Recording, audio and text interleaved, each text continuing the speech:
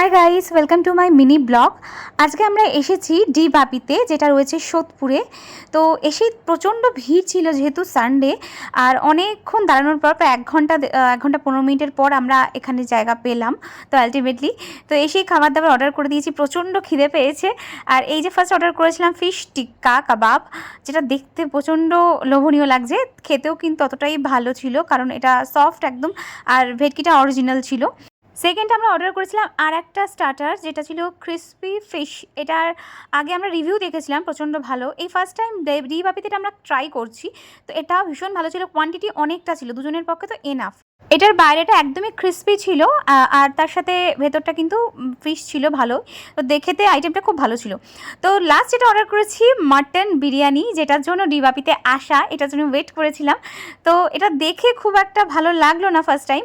তো আমরা বলছিলাম যে এটা রাইসটা এরকম কেন, একদম সাদা সাদা লাগছিল। তো ওরা বললো যে একদম ফুরিয়ে গেছে, না হলে আরও 40 মিনিট টাইম লাগবে, একটু অ্যাডজাস্ট করতে হবে। তারপরে দেখলাম মাটনটার অবস্থা খুব খারাপ, মাটনটা হাত দিয়ে রীতিমতো ভাঙা যাচ্ছিল না, এতটা শক্ত এতটা স্টিফ ছিল।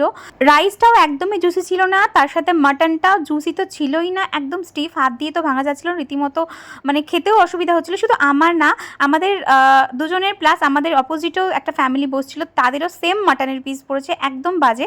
আমরা রীতিমতো ফেলে দিয়েছি, দেখতে পাচ্ছ, কেউ ঠিকমতো মাটনটা খেতে পারিনি। আর এতটাই ভিড় ছিল, ওরা সার্ভিসও ঠিকঠাক দিতে পারছিল না, স্যালাডটা দিয়েছিল প্রায় বিরিয়ানি শেষ হয়ে যাওয়ার পথে।